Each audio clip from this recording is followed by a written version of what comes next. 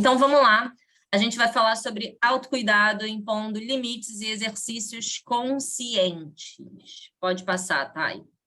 A gente começa falando sobre o que é saúde mental, né? Porque a gente está ouvindo bastante essas palavrinhas maravilhosas que vêm com a gente já, né, nesses últimos anos. Então, eu fui atrás ali do significado de saúde mental de acordo com a OMS, porque a OMS a gente pode se abraçar nela, e segundo a OMS, a saúde mental é um estado de bem-estar em que um indivíduo é capaz de usar suas próprias habilidades para se recuperar do estresse rotineiro, para ser produtivo e contribuir com a sua comunidade. E aí vamos chamar a atenção aqui para um ponto, né, que é estresse rotineiro, recuperar-se do estresse rotineiro. Então, lembrando que nós estamos o tempo inteiro em contato com estresses, então a rotina de estresse ela vai acontecer. O nosso grande ponto envolvendo a saúde mental é entender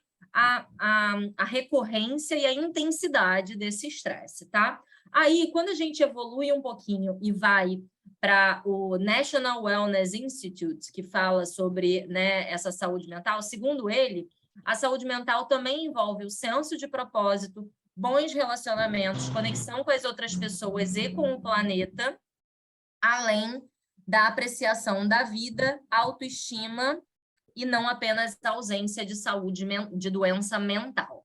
E eu acho que esse é um ponto extremamente importante para a gente trazer aqui, porque essa descrição, né, ela traz aqui o quanto que a saúde mental ela não caminha sozinha. Ela está completamente interligada a todas as nossas outras esferas, inclusive com relação ao planeta, ao ambiente, né? Então, eu acho que esse é um ponto que é super importante, justamente porque nós estamos acostumados dentro das organizações a separar as coisas em caixinhas. E não dá para separar a saúde mental em caixinhas, justamente porque não tem como você isolar a saúde mental e falar, não, eu vou ter aqui uma solução para esse ponto aqui, justamente porque eu vou lá e consigo mitigar esse problema de saúde mental. Não tem nada que você possa fazer em um ponto que vai mitigar o problema da saúde mental que não esteja envolvido com outras vertentes. Justamente porque a saúde mental, ela é a última instância. Ela é assim, o corpo já chorou, o corpo já pediu pelo amor de Deus, já deu todos os sinais possíveis e imaginários, já, né, tentou te sacudir, você não entendeu e você esse estágio, né, em que a sua saúde mental ela é prejudicada. Carol, tem algum ponto aqui? Só para acrescentar, assim, né, que é sobre isso que você falou, dessa interconexão, que eu acho que o fato de a gente ter se desconectado disso, se desconectado de que nós vivemos em comunidade, vivemos em sociedade, a gente passou a ter uma vida que é extremamente individualista, cada um olhando o seu.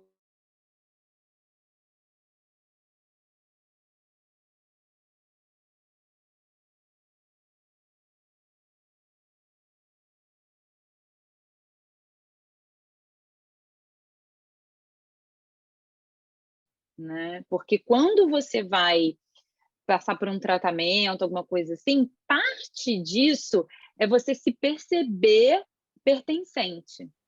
E quando a gente, né, nessa vida automática, nesse formato de vida que a gente tem hoje em dia, se desconecta desse todo, né, da vida em comunidade, da vida com a natureza, da presença da natureza na nossa vida, da presença das outras pessoas, da importância da nossa interdependência, isso ajuda e colabora para o adoecimento. Então, enfim, era só essa contribuição que eu queria trazer, porque parte da gente cuidar da nossa saúde mental, não sei, acho que a Maria vai falar aqui também, faz parte da gente cuidar das nossas relações. E aí, que relações, né? Todas que a gente tem, porque a gente se relaciona com as pessoas, mas a gente se relaciona com outras dimensões aqui do nosso planeta, né? E o nosso corpo, ele depende disso, inclusive. Só que assim, a gente se desconecta completamente, né? A gente vai falar disso mais adiante, a gente vai experienciar isso adiante, inclusive. É Mas isso. eu acho que quando a gente está falando de saúde mental e olhar para esse conceito completo é muito importante, porque muitas vezes só de olhar para esses pontos, senso de propósito, relacionamentos, conexão com o planeta, com as outras pessoas, a autoestima, a gente pode, aqui tem aqui bomba relógio, né? A gente já começa a perceber aonde que em algum momento pode dar ruim ou já está dando na nossa vida. Perfeito, perfeito. E acho que é exatamente por aí para que a gente entenda, né, que a nossa saúde mental ela está conectada e ela interage com várias outras dimensões da nossa vida, faz com que a gente também entenda que vão ter emoções sempre, em todas as esferas da nossa vida, em todas as dimensões do nosso bem-estar, que elas podem ser agradáveis ou desagradáveis, mas que elas fazem parte da vida. Assim como é importante a gente saber os nossos limites, buscar ajuda, né, quando a gente precisa, mas aí entra um outro ponto que é o autocuidado. Porque para que você consiga prevenir, e você é a única pessoa que consegue, de alguma forma, pelo menos 50%, né, consegue cuidar de si mesmo. Obviamente, você, como a Carol falou, você tem interações com várias outras dimensões, então isso pode te influenciar. Mas o fato é que você, como uma pessoa integral, você é capaz de impor limites e fazer um diagnóstico prévio para que você possa pedir ajuda a partir do autocuidado. Então, o que é autocuidado, né? O autocuidado ele é um conceito abrangente relacionado com ações, vejam, ações e práticas que as pessoas utilizam individualmente com o objetivo de preservar a sua saúde ou até de prevenir saúde. Então, autocuidado tem muito a ver, e eu acho que vale a gente falar aqui, sobre como, historicamente, a gente terceiriza o nosso autocuidado para médico, para outros especialistas. Eu só resolvo olhar para mim quando o problema aparece, quando o sintoma aparece, que está muito conectado com a nossa visão das psicoterapias, né? E do estigma relacionado às psicoterapias. Então, terapia é coisa de maluco, eu só vou para terapia quando eu tenho uma crise de ansiedade que eu não consigo mais controlar. Eu só tomo essa atitude quando eu chego nesse lugar que o negócio já está acontecendo. Então, abrir esse parêntese, né, de como esse tema de autocuidado ele é pouco explorado, principalmente para homens, é algo que a gente não pode deixar de falar e é algo que tem uma correlação muito profunda e não caminha, né, de forma solitária a toda a história, né, da nossa sociedade, a toda a construção também relacionando a masculinidade, né, a nossa sociedade, o patriarcado. Então, eu estava há uma hora atrás dando uma palestra para uma empresa grande aqui no Rio, e a gente estava falando exatamente disso, né? O quanto que você partir para o autocuidado é uma forma muito importante e consciente, só que é muito difícil, principalmente entre os homens. Não é à toa que homens, né, têm um maior índice de suicídio do que mulheres, por exemplo. Esse índice é 4 vezes mais, é algo muito alto. Pode passar para o próximo, Carol. Vai me interrompendo se você quiser colocar, tá? Pelo amor de Deus.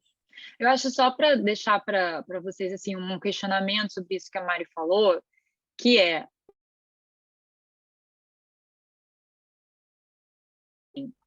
que eu faço porque me faz bem comigo, né? Faço comigo, faço para o outro, faço no mundo. O que hoje eu faço está na minha vida, está presente na minha vida e que eu coloco isso intencionalmente porque me faz bem. Porque o que a Mari está falando, né, de quando a gente não previne, no caso da saúde mental, é a gente não olhar para o que nos faz bem. A gente só olha quando a gente precisa se livrar de alguma coisa que está nos fazendo mal. Então, trazer esse questionamento, vocês refletirem sobre isso, né? Anotem aí nas anotações da aula de vocês, que é o que eu estou fazendo hoje na minha vida intencionalmente para me fazer bem. Eu tô na rodinha do hamster ou eu tô fora dela, né, Carol? Ou eu tô na rodinha do hamster e às vezes estou fora dela, porque dá para estar nos dois, né? E esse é um vídeo que foi a Carol, Se eu estou inclusive. consciente de que eu estou. Exato, exatamente. A Carol me passou esse vídeo, se vocês depois tiverem curiosidade, está no meu Instagram. É um vídeo sobre vários ratinhos fazendo a sua corrida do dia. E não é à toa que se parece muito com as nossas corridas de dia, né? Então, como é que é esse seu estágio de consciência?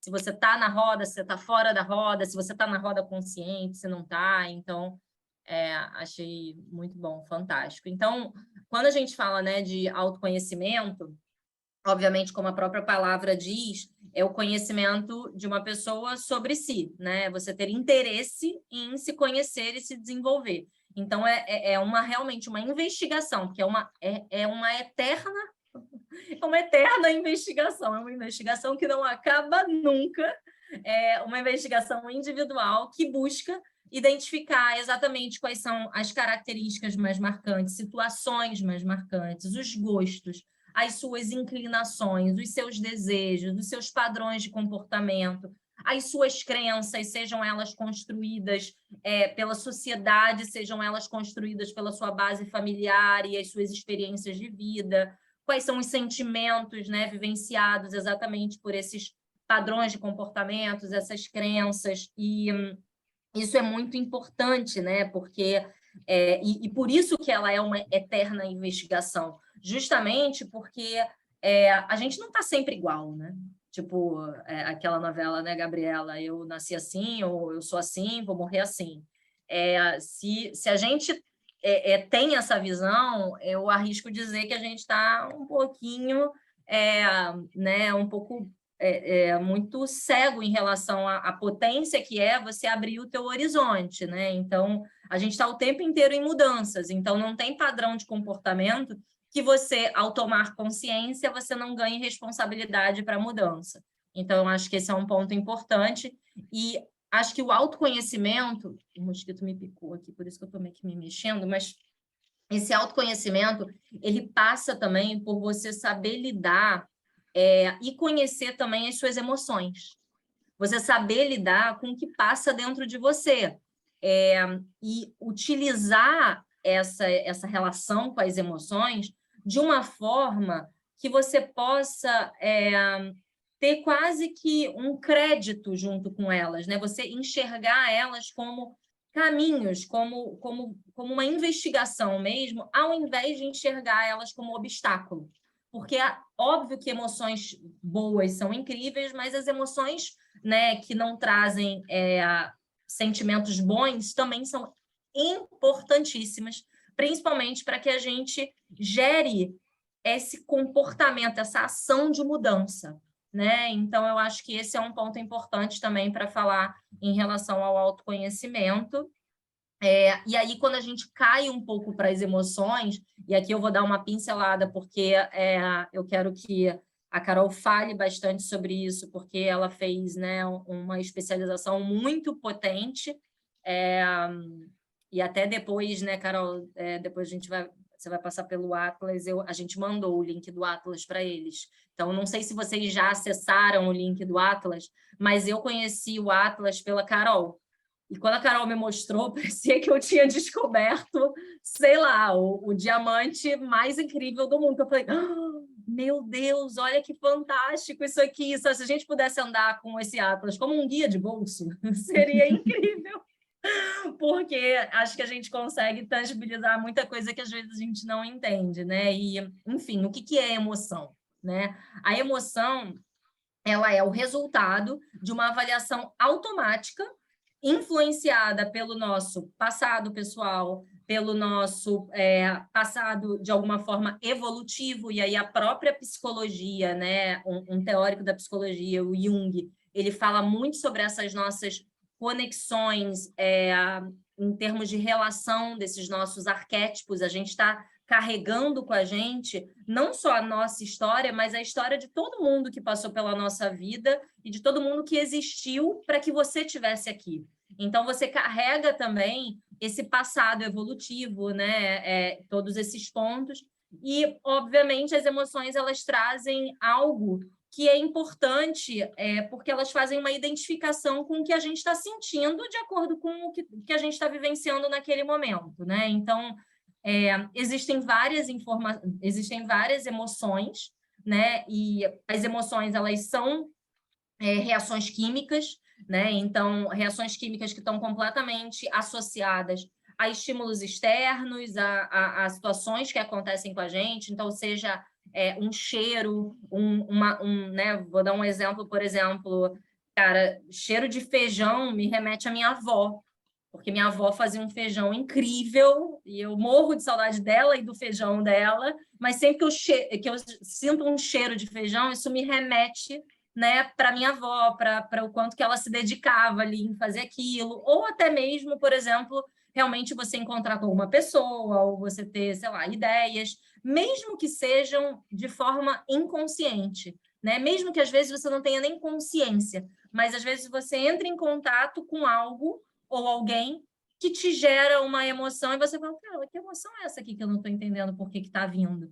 E nessas situações é extremamente importante que a gente deixe fluir o autoconhecimento, porque é a partir dessas impressões que a gente começa a desenhar os nossos mapas, né? A gente começa a desenhar essa investigação que é o autoconhecimento. Então, a verdade é que essas emoções elas ocorrem, né, de maneira também consciente ou inconsciente no nosso corpo, e elas podem trazer, sim, experiências subjetivas e até mesmo alterações neurais, né? Biologia pura aqui no cérebro mesmo, elas podem trazer isso. E, normalmente, né, quando a gente é exposto a uma emoção, o cérebro ele libera algum tipo de hormônio que pode causar ou até alterar algum estado emocional. Então, isso quer dizer que as reações, né, elas podem ser físicas ou até mesmo emoções muito boas. Então, tem gente, por exemplo, que quando algo tão incrível acontece, às vezes a gente chora de alegria, chora de felicidade. Ou eu sinto um medo tão pavoroso que eu começo a suar, que eu começo a ter palpitações. Então, as emoções elas estão completamente conectadas com o nosso corpo e com o que a gente também vive, né? Quer complementar, Carol, por favor? Acho muito interessante isso que você falou sobre o Atlas, né? Porque a gente tem emoções, as emoções se manifestam na nossa vida o tempo inteiro, o dia inteiro. Só que normalmente a gente não percebe. A maior parte das vezes ela passa de maneira muito inconsciente, exceto quando é alguma coisa muito chamativa, sei lá, um medo pavoroso, igual a Mari falou, ou uma raiva muito intensa, daí a gente, putz, estou com raiva, né? Tipo, você percebe. Mas na maior parte das vezes a gente só percebe que a gente teve uma emoção presente a partir da reação que a gente teve com elas.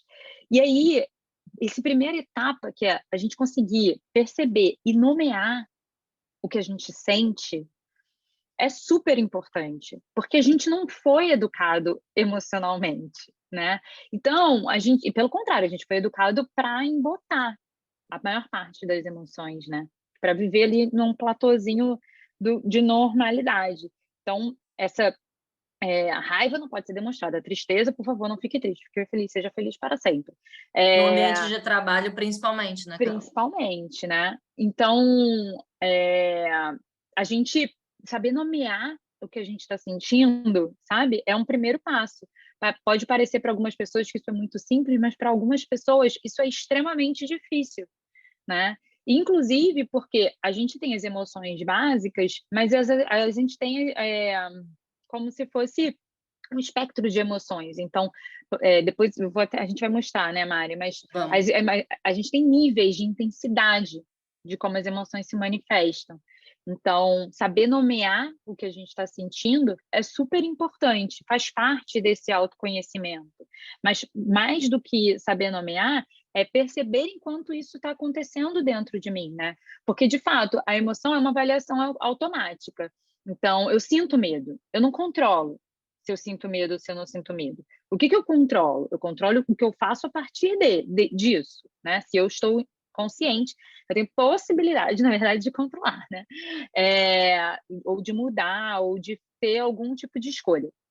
Mas a emoção, ela é automática, é uma avaliação automática nossa, né? E quando a Mari falou que é uma questão que pode ser evolutiva, muitas vezes é evolutiva até da nossa espécie, sabe? O medo é uma emoção que ajuda a gente a manter a nossa vida, ajudou. Então, na Era isso que eu medida ia em falar. que a gente tem algum perigo iminente ali, a emoção do medo, ela libera hormônios no nosso corpo que nos ajudam a fugir, lutar ou paralisar, se for o caso, né? E a gente vê isso acontecendo. Então, as emoções, elas não são em si ruins ou boas, né? Porque toda emoção, até por ser automático, até por ser uma coisa muito natural do ser humano, ela tem uma função na nossa vida. Só que muitas vezes a gente, por não conhecer, por não estar consciente, por não se perceber, por não saber nomear, a gente usa essas emoções de uma maneira que traz prejuízos para a gente, para as outras pessoas. E aí, coitada, a emoção é que sai como vilã da história, né? Então, assim, por exemplo, eu vou trazer uma que é bem polêmica, que é a raiva, né? Assim, a raiva é ruim, sentir raiva. A raiva tem uma função. A função da raiva é movimentar, mobilizar a gente. Você já percebeu que quando alguma coisa te dá muita raiva, você vai atrás de fazer alguma coisa em relação àquilo? O problema é que às vezes a nossa reação ela é inapropriada, né? Seja porque a gente acaba ferindo alguém, a nós mesmos, enfim. Mas a raiva tem uma função de mobilizar a gente para a ação. E muitas vezes sentir raiva, e quando você sabe lidar com ela, é ela que faz você agir no mundo. Então, isso é importante da gente saber, porque senão a gente fala assim, não quero sentir raiva, não quero sentir medo. A gente cria aversão e a gente não tem escolha. E A aí verdade é também que a gente entra não tem. um negócio bem conectado com essa positividade tóxica que a gente vive, né? Porque aí você tem que estar o estágio natural e padrão de todo ser humano é estar o tempo inteiro feliz e contente, sorrindo. Então, quanto mais dentro do Instagram, não é mesmo? Das redes sociais. Então, Exatamente. assim, esse último ponto que você trouxe, para mim, é muito importante que realmente, principalmente porque a gente não tem essa educação emocional, é isso, queria ser uma pedra e não sentir nada. Eu vi que você levantou a mão, viu, Kelly? Depois, se você quiser abrir aqui de novo o microfone, fica à vontade.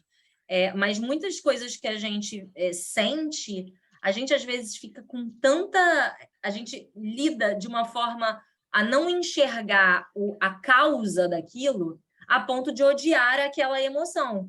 Sendo que quando, foi o que a Carol falou, sendo que quando você estuda e percebe o poder das emoções, todas elas estão ali para que você consiga evoluir, para que, de alguma forma, você consiga formar os seus relacionamentos, você consiga motivar algum comportamento, você consiga se proteger de algo que não faz sentido para você. Então, a emoção, ela é realmente algo extremamente importante, que ela é universal, todo mundo sente. Por isso que quando a gente, né, vira e mexe, eu falo isso às vezes no Instagram, a grama do vizinho no Instagram é sempre mais verde. Só que a gente muitas vezes não entende que ela é sintética. Muitas vezes a grama do vizinho, ela não é uma grama verdadeira. E justamente porque a gente está acostumado a mostrar só as emoções boas, principalmente dentro de um cenário organizacional, em que até outro dia a gente se fragmentava. E existia a Mariana pessoal e a Mariana profissional. Né? Então, eu acho que eu estava agora, né, nessa palestra e aí tinha um mapa muito interessante, a galera do LinkedIn. Exatamente. Ai, gente, eu não aguento. Eu estou falando no Instagram, mas é verdade. Ai, o LinkedIn. Ai, o LinkedIn. Ai, o LinkedIn, gente. E é muito engraçado, né? Porque eu estava agora nessa palestra e eles colocaram um mapa das emoções, baseado no filme Divertidamente. Se vocês não viram Divertidamente, já está aí a primeira dica. da aula de hoje é ver Divertidamente, que não tem nada de conteúdo para criança, viu? Assim, é um conteúdo bem importante para os adultos, inclusive. E aí eles colocaram lá um mapa das emoções, tipo, hoje à tarde, amanhã de manhã e amanhã à tarde, porque eles vão ter, né, esses 2 dias aí, basicamente. E aí colocaram 4 emoções básicas: felicidade, tristeza, medo e raiva. Óbvio que a maioria colou a sua carinha feliz lá em felicidade. Só que sabe o que eu reparei? Que tinham umas carinhas felizes coladas junto com carinhas de raiva. E a carinha feliz, ela estava se sobrepondo à carinha de raiva, meio que escondendo a carinha de raiva, mas deixando um pouquinho a carinha de raiva para estar ali, para dizer que eu estou com um pouco de raiva aqui, mas como eu não posso demonstrar, eu meto uma carinha feliz aqui para dizer que eu estou com raiva e feliz, e é isso, porque não dá para sentir só raiva. Eu não posso sentir só raiva, principalmente dentro de um evento corporativo. Como é que eu vou sentir raiva dentro de um evento corporativo? Então, eu acho que essa desmistificação do que são as emoções e quais os papéis, né, que elas assumem é extremamente importante para que a gente consiga lidar e identificar as coisas que acontecem dentro da gente, né? E aí, Thay, pode passar para o próximo slide, por favor? Você falou que alguém tinha levantado a mão. Alguém levantou a Era mão? A Kelly tinha É que eu levantado, não mas vejo. não tem problema, pode deixar que eu Pode falar? coordeno aqui, porque eu sei que eu Tá. vejo aqui. Não, mas deixa eu só então falar uma coisa, porque se a pessoa fosse falar, eu ia deixar ela falar. Mas eu lembrei de uma coisa muito engraçada. Eu trabalhava num time, e aí, de vez em quando, a gente fazia reunião do time inteiro, né? E aí, as pessoas que organizavam a reunião sempre colocavam aquele mentímetro, sabe? Aquele, assim, como você está se sentindo hoje, no início da reunião, sabe? E aí, eu era do RH, sempre fui do RH, né? Então, você pensa, o próprio RH. Pegava e falava assim, aí a pessoa, como era uma coisa que você não precisava se identificar, você colocava lá como você estava sentindo, as pessoas colocavam de verdade como elas estavam se sentindo. Aí quando tinha alguma coisa assim, cansado, desesperançosa, sem vontade, sei lá, alguma coisa assim, cara, pós-reunião era caótico, porque aí juntava a liderança, não, a gente tem um problema, porque as pessoas, você viu, as pessoas colocaram aqui. E aí teve um dia, isso aconteceu mais de uma vez, sabe? E aí teve um dia que eu peguei e falei assim, gente, mas vocês acham mesmo que as pessoas só estão felizes aqui, assim? Toda reunião elas estão felizes. Se elas não estão animadas, empolgadas, porque aí tinha as pessoas que estavam empolgadas, animadas, tá tudo bem. Mas se elas não estão, tem um problema grave que a gente precisa dar conta, porque as pessoas botaram lá que estão cansadas. Então, é só um exemplo, assim, muito real, porque aconteceu várias vezes isso, de que a gente não está, mesmo as pessoas que lidam com pessoas, né, muitas vezes não estão preparadas para lidar com as emoções negativas dos outros, sabe? Com o fato de que as pessoas, sim, às vezes segunda-feira já estão cansadas, não sabe o que passou na vida delas ao longo, entende? Então, elas estão cansadas, elas estão sem saco às vezes também. E Tá essa é a tudo maior bem. problemática organizacional, né? Porque quando a gente pensa, beleza, mas quando acontecem as coisas dentro do trabalho, beleza. Óbvio que você tem que, né, sentir raiva ou qualquer outro tipo de emoção, e as pessoas dentro do trabalho devem se preocupar com isso. Mas o grande ponto que me chama a atenção do que você falou é assim, exatamente porque a gente viveu fragmentado, a gente espera que as pessoas estejam sempre na sua maior alta performance, na sua maior energia, na sua maior alegria, e é exatamente essa falta de sensibilidade social que faz com que a gente se desconecte do outro. Simplesmente porque a sensibilidade social ela faz com que a gente olhe para o outro e fale, Carol, você não está bem hoje, né? O que aconteceu? O que aconteceu pode ter envolvido alguma dinâmica de trabalho? Pode. Mas também pode ter envolvido, e normalmente, assim, majoritariamente, também acontece muita coisa fora da nossa vida do trabalho. E a gente encontra muito pouco espaço dentro das organizações para trazer essa discussão, para trazer essa troca num formato normal e natural. Porque ninguém vai estar feliz o tempo inteiro, né? Kelly levantou a mão. Vamos lá, Kelly. Agora eu vou falar. Você falando sobre isso me lembra muito um curso que eu fiz quando eu tinha 14, 15 anos, que foi no camping, Pinheiro. E a professora falou assim que a gente nunca, jamais poderia mostrar as nossas emoções no ambiente de trabalho, porque isso era hiper, mega, super impossível. E ia estar fazendo a nossa caveira. Isso ela estava falando para jovens de 15, 16, no máximo de 20 anos que tinha na sala de aula. E eu fico pensando, porque hoje em dia eu faço terapia e sei lidar, não 100% com as minhas emoções, mas sei lidar e, né, escrever o que eu tô sentindo, mas eu fico pensando para quem não vai em terapia porque acha que é coisa de louco e fica escondendo, porque querendo ou não, vai se tornando uma bomba. Relógio para explodir.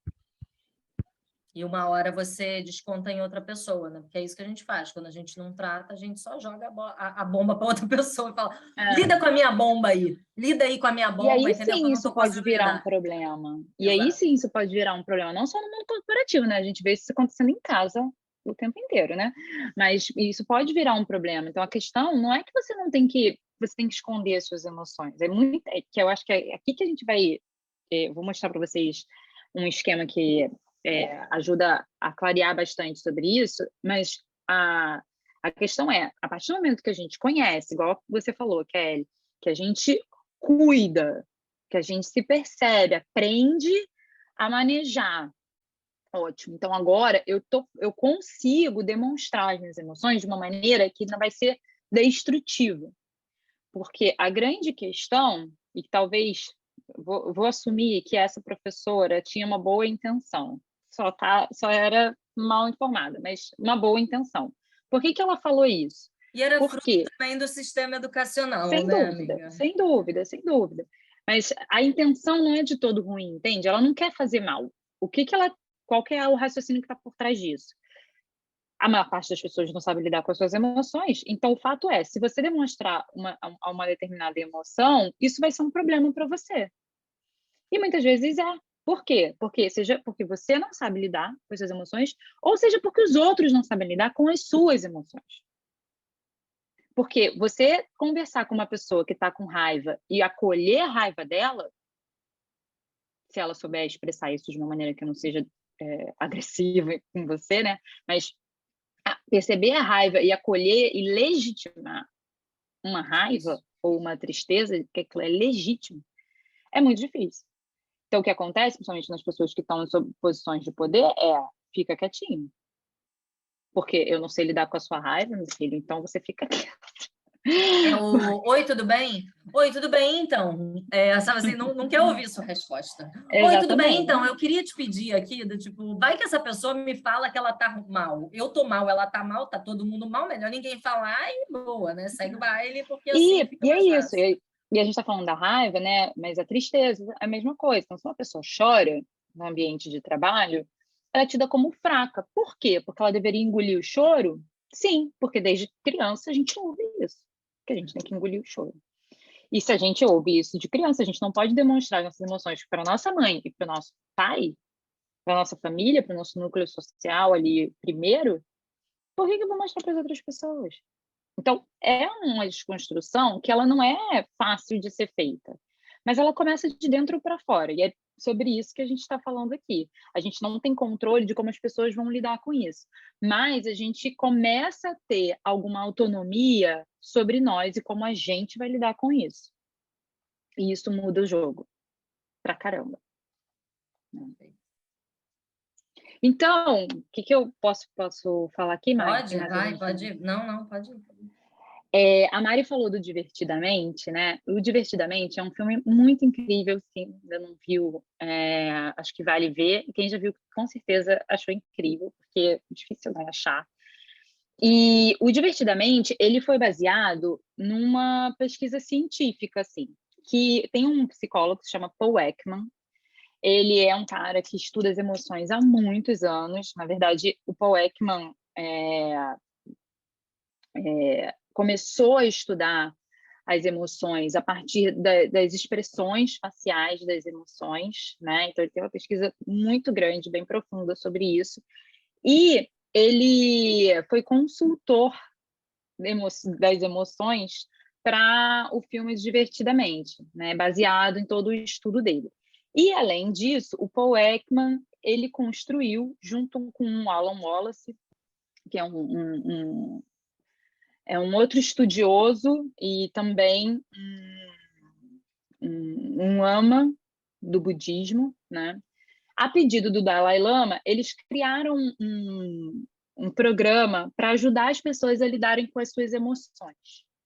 O nome desse programa é Cultivando Equilíbrio Emocional, né? Que é Cultivating Emotional Balance, em inglês.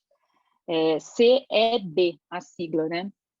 E é nesse programa que eu estou me formando. E aí, enfim, tem muita coisa para a gente falar aqui sobre emoções, mas como o nosso tempo é reduzido, né? Eu quis trazer a linha do tempo de um episódio emocional. Porque isso aqui é base do estudo dele, sabe? E isso aqui é uma coisa que muda as nossas vidas, gente. Muda Assim, mesmo. Muda. absolutamente, né? Na nossa autopercepção. Então, o que é um episódio emocional, tá? Ele tem um gatilho. Então, alguma coisa me gatilha uma emoção. Então, vamos supor que... deixa eu pegar um exemplo real aqui, que me causou raiva, para trazer para vocês. Estou em lua de mel, mas tem raiva, gente. Sempre tem, menino. Sempre normal, padrão. Mas vamos falar coisas básicas do dia a dia que causam esse tipo de coisa, né? Então, tem um gatilho. Algo acontece que me gatilha uma emoção, que pode ser raiva, tristeza, alegria, enfim, nojo é uma emoção também. Então, um evento aconteceu e me gatilhou. Esse gatilho, o que ele tem, né? Ele é composto de um evento, que é o fato que aconteceu, uma pré-condição, que é como eu estava quando esse evento aconteceu, né? Como é que estava a minha condição mental, se eu estava cansada, se eu já estava sem paciência, se eu estava feliz, se eu estava em lua de mel, né? Qual era a minha pré-condição e a minha base de dados emocional. O que é a minha base de dados emocional? É tudo o que eu já aprendi e tudo o que tem as minhas crenças, a maneira como eu fui educada, sabe? Se eu já fiz terapia, se eu não fiz terapia. Então, a minha base de dados emocional é tudo que eu carrego de conhecimento, de vivência, né? Parte de quem eu sou.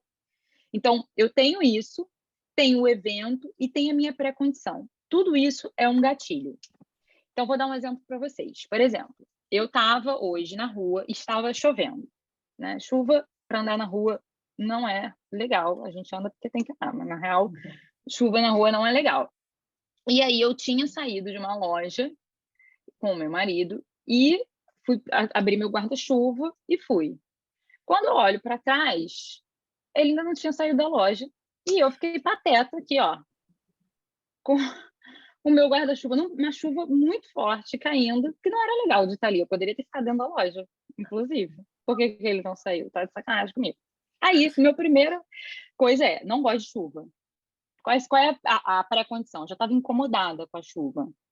Eu estava incomodada de andar de guarda-chuva, tudo num lugar que é molhado. muito movimentado aqui, né? E muita gente, então andar de guarda-chuva não é muito simples, sabe? Já molhada, com bolsa, com outras coisas. Então, essa era a minha pré-condição, um incômodo já. A minha base de dados emocional, a gente tem um combinado, né? Eu não gosto de estar sozinha nas coisas, então, não vou me dar mal aqui sozinha, né? Então, já tem uma situações anteriores que já aconteceram, então, tudo isso faz parte da base de dados emocional. E qual que é o evento? Eu, na chuva, parada, olhar para trás e assim, não saiu da loja, tá de sacanagem com a minha cara, vai me deixar andar sozinha aqui na chuva, né? À toa, que eu poderia ter ficado dentro da loja. Isso me engatilhou uma raiva ali naquele momento. Então, o gatilho, ele é o conjunto das três coisas, tá? Como eu estava, pré-condição, o evento em si e a base de dados emocional. Beleza, gatilho, emoção. Qual é essa emoção? Raiva, nesse caso. A partir do momento que gatilha a emoção, lembra que a gente falou que é uma avaliação automática? Então, isso já desperta mudanças físicas. Então, tem várias possíveis, né? Desde a mais intensa até a mais... Como esse caso foi muito simples, eu estou dando uma situação muito, muito corriqueira aqui para vocês, tá? Quais são as mudanças físicas, normalmente, que gera raiva? Um calor, sobe um calor. A mão, às vezes, já dá uma fechada assim, ó, vontade de dar um soco na cara da criatura, né? Muitas vezes a expressão facial já é uma Muda expressão tudo. onde A não você ser que tenha botox, isso você aqui se fica tudo trava, frangido. tensiona, o corpo tensiona, né? E aí, então, emoção, mudanças físicas, que para cada emoção eu tenho um conjunto de mudanças físicas que são gatilhadas, e mudanças psicológicas, né? Então, eu passo a ficar impaciente naquele momento, achando que... Aí começa a vir um monte de pensamentos na minha cabeça, sabe? Achando que aquela pessoa está fazendo aquilo para me prejudicar, ou que, nossa, olha como que ele sempre faz isso. Enfim, um estado mental. As mudanças psicológicas é o estado mental em que a gente entra a partir de uma emoção, tá? Então, muitas coisas aconteceram comigo ali. A partir, então, disso, então, alguma coisa gatilhou a emoção automática, sentir. Automaticamente, mudanças físicas, mudanças psicológicas. E aí é que vem o pulo do gato. Eu vou agir. Eu posso agir de uma maneira que seja construtiva ou de uma maneira que seja destrutiva. Então, o que poderia ser nessa situação que eu falei? Uma ação construtiva. Estou com raiva, a minha vontade é o quê? Dar na cara da pessoa. O que eu vou fazer? Respirar. Estou em lua de mel. Se eu arranjar uma confusão aqui, não vai ser legal, vai acabar com a viagem. Então, eu vou respirar. Meu bem, por que você não saiu da loja? Ah, porque meu guarda-chuva não estava funcionando. Ah, então tá bom, que bom que agora está funcionando. Vamos continuar o nosso caminho molhado. Uma ação construtiva. Haja autoconhecimento para isso, hein? Exato. Aí, uma outra possibilidade de ação construtiva que não é tão boazinha assim. Porra, por que você não saiu da loja? Ah, porque meu guarda-chuva não estava funcionando. Porque enquanto for assim, me avisa, porque isso me incomoda, eu fiquei aqui na chuva sozinha, também não é legal. Ah, me desculpa. Ai, ótimo, aceito suas desculpas. É uma outra possibilidade, né? Porque não necessariamente a gente não falar o que nos incomodou é construtivo. Isso é muito importante, porque às vezes a gente guarda para si, para não arranjar problema, e isso no trabalho é muito comum, muito comum. E isso pode ser extremamente destrutivo para a gente, para as relações, para a nossa produtividade, para o trabalho que a gente está entregando, enfim. Então, aí precisa ser medido, né? O quanto que às vezes não falar pode ser construtivo ou destrutivo. Nem sempre não falar é construtivo. Isso é muito importante. Mas tem ações destrutivas que a gente reconhece facilmente, que é: ah, por que você saiu da loja? Não sei o quê. Aí o que isso faz? O outro já fica com raiva. Por que você está gritando comigo? Porque a gente... Qual que é a pós-condição? Os dois de cara amarrada por 3 horas em Nova York. Aí você começa a se perguntar: eu poderia ter feito diferente? O que eu poderia ter feito diferente? Porque agora eu estou arrependida, eu perdi horas aqui da minha viagem, poderia estar fazendo uma coisa maneira e não estou fazendo. E aí essa pós-condição entra para minha base de dados emocional. Por quê? Porque geralmente é a partir da pós-condição que eu percebo: olha como é que é. Eu tenho tudo isso aqui acontecendo. Evento, pré-condição, base de dados, gatilho, emoção, mudança física, mudança psicológica. E a maior parte das vezes eu não estou percebendo nada disso acontecendo. Aí eu ajo. Aí eu tenho a pós-condição. Ou eu estraguei alguma coisa, ou eu não consegui, ou estou triste, estou pior do que eu estava antes, ou a minha relação com alguém foi pro buraco, ou, sei lá, X, né? Me exaltei demais e fiz alguma coisa que eu não deveria fazer. Geralmente a gente só percebe isso na pós-condição. Tudo bem, se eu perceber, eu tenho a possibilidade de fazer diferente da próxima vez. Por isso, conhecer esse funcionamento aqui é importante, porque na medida em que eu conheço, eu começo a perceber, eu começo a já saber. Então, por exemplo, se eu tô na chuva e eu já sei que aquilo me deixa numa pré-condição que não é legal, qualquer coisa vai me incomodar. Eu já sei. Então, eu presto atenção. Porque, às vezes, coitado, foi só o guarda-chuva que não abriu. E eu já tô você tem achando a que a pessoa tá capacidade querendo até de sacanear. comunicar, né, Carol? Do tipo, Exatamente. antes de sair do hotel, já tá uma chuva do inferno, falar, tem paciência comigo, porque eu odeio chuva e, cara, talvez eu perca aqui, você consegue, né, me dar um amparo? Que, né, isso também deixa a gente até um pouco mais nesse lugar de você trabalhar com essa pré-condição quase que compartilhada, né? Assim, principalmente se Exato. você está dentro de um ambiente onde você está, beleza, esse exemplo é você e o teu marido, mas quando a gente pensa num exemplo organizacional, cara, você está dentro de um time. Se você não compartilhar, né, as tuas pré-condições, se você não se sentir à vontade, vulnerável para compartilhar as suas pré-condições, acaba que as ações destrutivas ou as ações construtivas silenciadas te geram uma pós-condição e, obviamente, uma base de dados emocional cada vez mais complexa, a ponto de chegar a um adoecimento como o burnout, por exemplo. Tô certo? E aí, às vezes, não, tá certíssima. Porque isso pode te levar ao adoecimento, isso pode levar ao adoecimento das relações, isso pode levar a uma demissão. Isso pode levar e quando não leva à demissão, pode levar a um estado que pode levar ao burnout, que é você ter um ambiente tóxico. O que é um ambiente tóxico? Tem várias características, mas uma delas é em que as pessoas não podem ser elas mesmas. Então, elas não podem se expressar. E as pessoas são diferentes, entende? Então, isso não quer dizer que eu posso fazer o que eu quiser porque eu tô com raiva e ter raiva é natural, então eu posso fazer o que eu quiser com alguém. Não é? Mas isso quer dizer que eu posso me expressar. Então, a pessoa que trabalha ali comigo, que convive comigo, ela pode saber o que é limite para mim. E aí entra muito no tema até da aula, né? O que é limite para mim? O que para mim não dá? O que de acordo com a minha criação ou com a minha experiência de vida é um item crítico que talvez para o outro não é, né? E na medida que eu sei disso, eu sei o que me gatilha. Eu sei o que me gatilha, entende?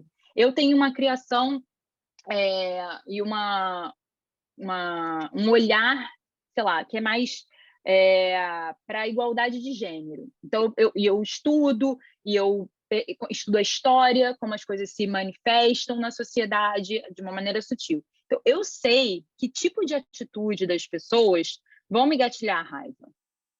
Por eu estar achando que não está sendo justo, ou por eu estar achando que está sendo preconceituosa, né? Eu tenho a minha base de dados. Só que eu, conhecendo isso, eu escolho como eu quero lidar com isso. Entende? Eu quero mudar, mas eu escolho como eu vou lidar com isso. Eu não vou ser só carregado. Porque eu acho que o grande pulo do gato aqui é que você vai continuar sentindo. Só que você, a partir do momento que você se observa, você ganha no autoconhecimento. E quando você ganha no autoconhecimento, você sai do automático. Você tem escolha. Você tem escolha de agir diferente. E a partir do momento, isso é uma autonomia na nossa vida. Porque quando a gente vive no automático, igual o videozinho dos ratinhos que a Mari falou, a gente não comanda a nossa vida. A gente é completamente levado na nossa vida. Então, essa possibilidade da gente ter uma consciência, a tomada de consciência, e eu acho que essa linha do tempo, é claro que não é só ela, né? É ela e a partir do que eu vou fazer com ela, né?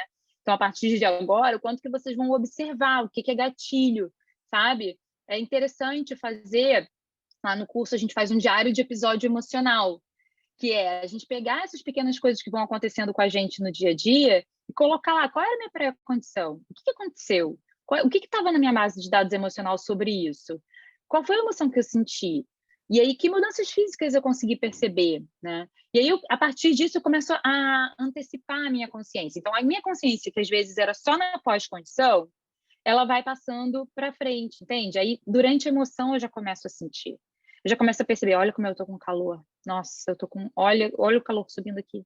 Você já começa a perceber, antes de agir. Assim, a minha vontade é de avançar, mas eu não farei. Como que eu posso... Eu preciso de um tempo? Porque às vezes a gente precisa de um tempo. Eu falei assim, olha, fulano, eu não vou falar com você agora, eu estou com raiva, eu preciso de um tempo, depois a gente com certeza vai conversar. Mas agora para mim não dá. E aí eu posso ir pro banheiro, eu posso gritar, às vezes a gente tem mais necessidade de colocar isso no corpo, né? Mas não vai ser no corpo do outro, entendeu? Então, essa consciência traz pra gente escolha, gente. E essa possibilidade de ter escolha traz autonomia para nossa vida. Isso é autoconhecimento. E aí eu coloco limites real, sabe? Eu sei colocar limites a partir desse autoconhecimento. E aí as pessoas respeitam. Porque elas veem que não está vindo de uma alucinação da sua cabeça, sabe? Isso traz um respeito. E o limite que você coloca, ele vem desse lugar que a pessoa percebe que não é uma reação, é uma ação. E outra, né, Carol? Eu acho que isso também se relaciona muito com uma palavrinha que a gente vira e mexe agora, também ouve no ambiente corporativo, que é o protagonismo. Porque para que você seja protagonista de qualquer mudança, você primeiro tem que ser protagonista da sua própria vida, né? Então, para que eu ganhe consciência do que ocorre à minha volta e eu seja esse agente de transformação, eu preciso perceber as transformações que ocorrem dentro de mim. E aí, na aula passada, né, a gente falou muito sobre, por exemplo, eu falei com vocês sobre o meu burnout, aí eu sempre escuto as pessoas falarem, não, pô, Mari, você foi muito corajosa. Não estou dizendo que eu não sou corajosa, não, porque essa é uma característica minha. Eu realmente tenho uma coragem bacana para algumas coisas, para outras, assim, não me convida mais para ir naquelas coisas tipo Kabum, que eu não vou passar medo em altura. Esquece, não vou, minhas pernas tremem, não rola. Tipo montanha-russa, Carol. Carol estava na lua de mel antes de estar em Nova York, estava né, em parques de diversões lá na Flórida. Tem algumas montanhas-russas que eu não sou nem convidada, não quero nem vida, porque eu vou entrar, quando o cinto fechar, eu vou estar assim, o que eu estou fazendo aqui mesmo, hein? Para que eu estou fazendo isso? Então, tem esse ponto da coragem, mas não é sobre coragem, é sobre você tomar consciência de tudo o que aconteceu aqui dentro, a ponto de eu entender que agora está fazendo um sentido eu provocar o ambiente onde eu estou. Então, para que você ou eu se sair torne... do ambiente onde eu estou, se for possível, né? Ou que eu possa me programar para isso, se eu entendi que eu quero. Então, perfeito isso que você falou, Mário. Então, acho que esse negócio porque vira e mexe a gente ouve o tempo inteiro dentro dos treinamentos, dentro dos lugares. Não, pô, fulano, você tem que ter mais protagonismo. Nós queremos pessoas protagonistas. Tá bom, mas o que isso significa? Significa, no mínimo, que você tem consciência das suas emoções, no mínimo. E ter consciência das suas emoções também, foi o que a Carol falou, não significa que, às vezes, você não vai errar e cometer, sabe, assim, uma ação que talvez foi construtiva no momento e num outro momento foi destrutiva. O grande ponto é você ter esse tipo de coisa muito consciente, essas ações muito conscientes, justamente para que a sua base de dados seja alimentada de uma forma com que você consiga ter transparência das suas emoções e não ignorar as suas emoções e transferir elas para os sintomas. E aí você resolver tomar um remedinho só para amenizar o sintoma sem entrar em contato com a emoção. Então, é o famoso do tô com insônia há 1 mês e aí eu culpo a melatonina que não está funcionando, né? Eu tô com gastrite há 2 meses e aí foi o omeprazol que parou de funcionar. Afinal, por que você está com gastrite? Afinal, por que você está com insônia? Então, é esse tipo de questionamento que eu acho que a gente ainda faz de forma rasa, justamente porque a gente atrela o autoconhecimento a um processo de adoecimento. E não é sobre isso, como a gente viu, né, já nos slides anteriores.